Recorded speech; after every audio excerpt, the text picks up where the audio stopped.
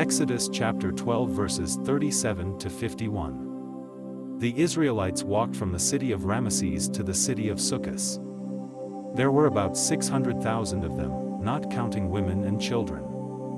Many other people went with them as well, and there were also a lot of sheep, goats, and cattle. They left Egypt in such a hurry that they did not have time to prepare any food except the bread dough made without yeast. So they baked it and made thin bread. The Lord's people left Egypt exactly 430 years after they had arrived. The Lord's people left Egypt exactly 430 years after they had arrived. On that night the Lord kept watch for them, and on this same night each year Israel will always keep watch in honor of the Lord. The Lord gave Moses and Aaron the following instructions for celebrating Passover: only Israelites may eat the Passover meal. Your slaves may eat the meal if they have been circumcised, but no foreigners who work for you are allowed to have any. The entire meal must be eaten inside, and no one may leave the house during the celebration. No bones of the Passover lamb may be broken. And all Israelites must take part in the meal. If anyone who isn't an Israelite wants to celebrate Passover with you, every man and boy in that family must first be circumcised. Then they may join in the meal, just like native Israelites. No uncircumcised man or boy may eat the Passover meal. This law applies both to native Israelites and to those foreigners who live among you. The Israelites obeyed everything the Lord had commanded Moses and Aaron to tell them. And on that same day the Lord brought Israel's families and tribes out of Egypt. Exodus chapter 13. The Lord said to Moses, "Dedicate to me the firstborn son of every family and the firstborn males of your flocks and herds. These belong to me." Moses said to the people, "Remember this day in the month of Abib. It is the day when the Lord's mighty power rescued you from Egypt, where you were slaves. Do not eat anything made with yeast." Moses said to the people, "Remember this day in the month of Abib. It is the day when the Lord's mighty power rescued you from Egypt, where you were slaves. Do not eat anything made with yeast. The Lord promised your ancestors that he would bring you into the land of the Canaanites, Hittites, Amorites, Hivites, and Jebusites. It is a land rich with milk and honey. Each year during the month of Abib, celebrate these events in the following way. For 7 days you are to eat bread made without yeast, and on the 7th day you are to celebrate a festival in honor of the Lord. During those 7 days, you must not eat anything made with yeast or even have yeast anywhere near your homes. Then on the 7th day you must explain to your children that you do this because the Lord brought you out of Egypt. This celebration will be like wearing a sign on your hand or on your forehead, because then you will pass on to others the teaching of the Lord, whose mighty power brought you out of Egypt. Celebrate this festival each year at the same time. The Lord will give you the land of the Canaanites, just as he promised you and your ancestors.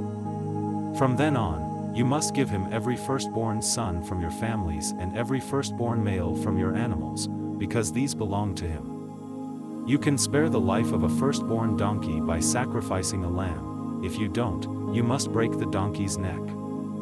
You must spare every firstborn son. In the future your children will ask what this ceremony means. Explain it to them by saying, "The Lord used his mighty power to rescue us from slavery in Egypt. The king stubbornly refused to set us free, so the Lord killed the firstborn male of every animal and the firstborn son of every Egyptian family. This is why we sacrifice to the Lord every firstborn male of every animal and save every firstborn son." This ceremony will serve the same purpose as a sign on your hand or on your forehead to tell how the Lord's mighty power rescued us from Egypt. After the king had finally let the people go, the Lord did not lead them through Philistine territory, though that was the shortest way. God had said, if they are attacked, they may decide to return to Egypt. So he led them around through the desert and toward the Red Sea. The Israelites left Egypt, prepared for battle. Moses had them take the bones of Joseph, whose dying words had been, "God will come to your rescue, and when he does, be sure to take my bones with you."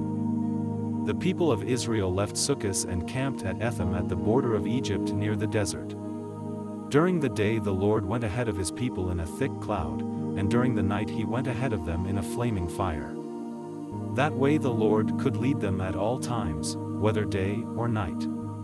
During the day the Lord went ahead of his people in a thick cloud, and during the night he went ahead of them in a flaming fire. That way the Lord could lead them at all times, whether day or night. Exodus chapter 14. At Etham the Lord said to Moses, "Tell the people of Israel to turn back and camp across from Pi-hahiroth near Baal-zephon, between Migdol and the Red Sea. The king will think you were afraid to cross the desert and that you are wandering around, trying to find another way to leave the country. I will make the king stubborn again, and he will try to catch you. Then I will destroy him and his army. People everywhere will praise me for my victory, and the Egyptians will know that I really am the Lord." The Israelites obeyed the Lord and camped where he told them. When the king of Egypt heard that the Israelites had finally left, he and his officials changed their minds and said, "Look what we have done. We let them get away, and they will no longer be our slaves." The king got his war chariot and army ready. He commanded his officers in charge of his 600 best chariots and all his other chariots to start after the Israelites. The Lord made the king so stubborn that he went after them, while the Israelites proudly went on their way. But the king's horses and chariots and soldiers caught up with them while they were camping by the Red Sea near Pi-hahiroth and Baal-zephon. When the Israelites saw the king coming with his army, they were frightened and begged the Lord for help. They also complained to Moses, "Wasn't there enough room in Egypt to bury us? Is that why you brought us out here to die in the desert? Why did you bring us out of Egypt anyway? While we were there, didn't we tell you to leave us alone? We'd rather be slaves in Egypt than die in this desert." But Moses answered, "Don't be afraid. Be brave, and you will see the Lord save you today.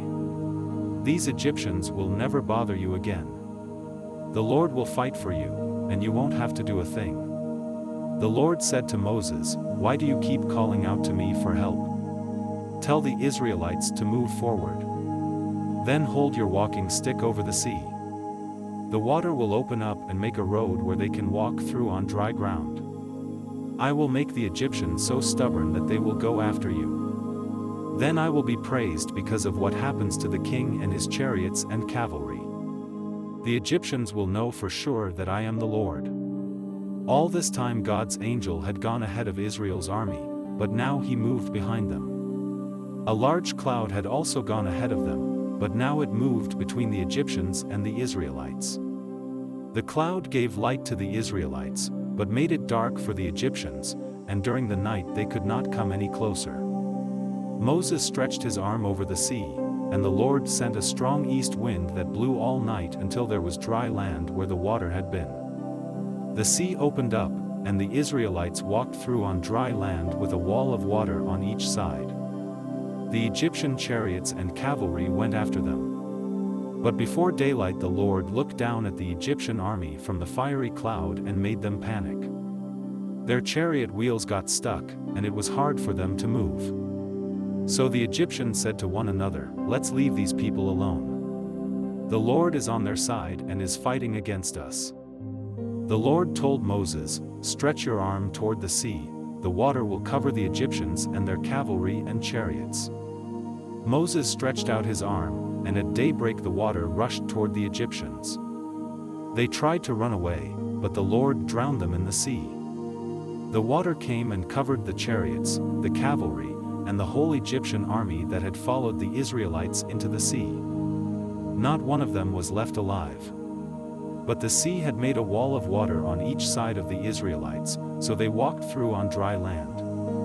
On that day, when the Israelites saw the bodies of the Egyptians washed up on the shore, they knew that the Lord had saved them. Because of the mighty power he had used against the Egyptians, the Israelites worshipped him and trusted him and his servant Moses. Numbers chapter 33 verses 1 to 7.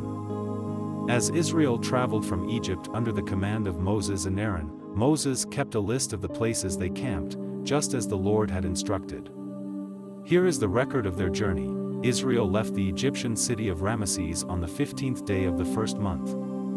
This was the day after the Lord had punished Egypt's gods by killing the firstborn sons in every Egyptian family. So while the Egyptians were burying the bodies, they watched the Israelites proudly leave their country. Israel left the Egyptian city of Ramesses on the 15th day of the first month. This was the day after the Lord had punished Egypt's gods by killing the firstborn sons in every Egyptian family. So while the Egyptians were burying the bodies, they watched the Israelites proudly leave their country. After the Israelites left Ramesses, they camped at Succos, and from there, they moved their camp to Etham on the edge of the desert. Then they turned back toward Pi-Hahiroth, east of Baal-Zephon, and camped near Migdal.